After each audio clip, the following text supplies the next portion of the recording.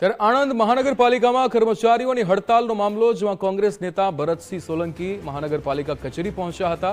પૂર્વ મંત્રી સામે કેટલાક કર્મચારીઓએ બોલવાનું ટાળ્યું હતું। ભરતસિંહ સોલંકી પ્રશ્નો સાંભળવા આવતા કર્મચારીઓએ મૌન સેવ્યું હતું। કર્મચારીઓમાં ડર અને ભયનો માહોલ છે તેવું નિવેદન ભરતસિંહ સોલંકી દ્વારા આપવામાં આવ્યું।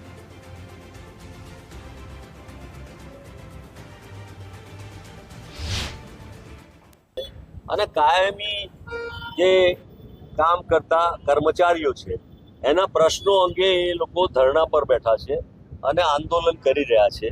ત્યારે સ્વાભાવિક જ રીતે કોંગ્રેસ પાર્ટી તરીકે, પ્રજાના પ્રતિનિધિ તરીકે, રહી ચૂકેલા તરીકે અમારા કાઉન્સિલરો સહિત અમે એમને મળવા આવ્યા અને એને માટે એમના કયા પ્રશ્નો છે એની જાણ કરવા માટે આવ્યા।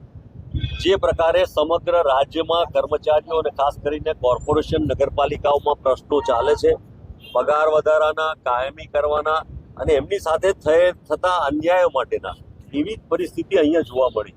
પરંતુ મને લાગે છે કે જે વહીવટદારો છે, અથવા સત્તા સ્થાને બેઠેલા લોકો છે, એના ભય અને ડરના કારણે કર્મચારીઓ ખુલ્લા દિલથી કહેવા માટે ડરતા હોય એવું લાગે।